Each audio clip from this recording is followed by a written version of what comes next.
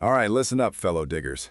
We're diving into something that sounds amazing, something that promises to make government totally transparent, like opening up the hood of democracy for everyone to see.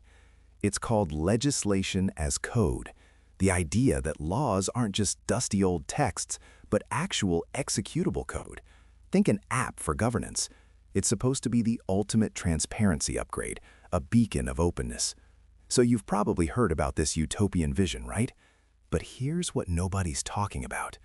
When you start digging into the actual attempts to build these open-source legal systems, something doesn't quite add up. While Pia Andrews champions the idea of legislation as code as a public utility for transparency, and SPRN talks about machine-readable legal frameworks, the reality is messier. These projects are struggling, badly, and that led me to this. Take the GitHub project Open Source Legislation, an ambitious effort to democratize access to global legislative data. By August 2024, officially dead. Development ceased, infrastructure shut down, download links broken.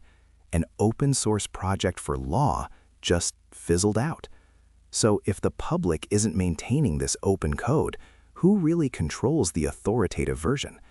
And what happens to transparency when the very tools meant to deliver it are left to rot in a digital graveyard? But that's not even the weird part. And here's where it gets really unsettling. Because while the rhetoric of legislation as code preaches openness, some governments are simultaneously enacting laws that restrict public access to information. It's like they're saying, here's your open source legal system, while quietly pulling the plug on the public's ability to actually see what's happening. Follow me on this. Look at India's Digital Personal Data Protection Act, the DPDP. Under the guise of protecting privacy, it slipped in a one-line amendment to their Right to Information, RTI law. This amendment allows the government to withhold personal information, even when it's in the public interest. Previously, officials could release it. This isn't just a coincidence. It's a strategic move to control the master branch of legal data and interpretation. This is being challenged in India's Supreme Court right now, precisely because it directly contradicts the spirit of open governance. But the real story is this: the master branch of legal code, rather than becoming a public utility for transparency, could be co-opted into a powerful new tool for governmental control. The very mechanism designed to make laws open and accessible could be used to restrict information, dilute accountability, and reshape democratic transparency under the guise of digital efficiency and privacy. It's not just about what laws say, it's about who controls the narrative, who controls the code, and who decides what's truly open. Transparency activists are calling this a chilling effect on journalism. This isn't just about India.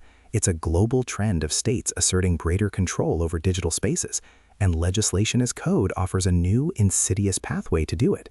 The promise of an open digital future for law could actually be a Trojan horse for unprecedented state power. And we still don't know how deep this rabbit hole goes, or what the full implications are for global governance and citizen oversight. Who will guard the master branch? What happens when the code becomes the law, but the code is hidden? And what does transparency even mean when the very tools designed to deliver it can be weaponized against us? That's the Hole for today. I'm the Rabbit. Stay curious, stay suspicious.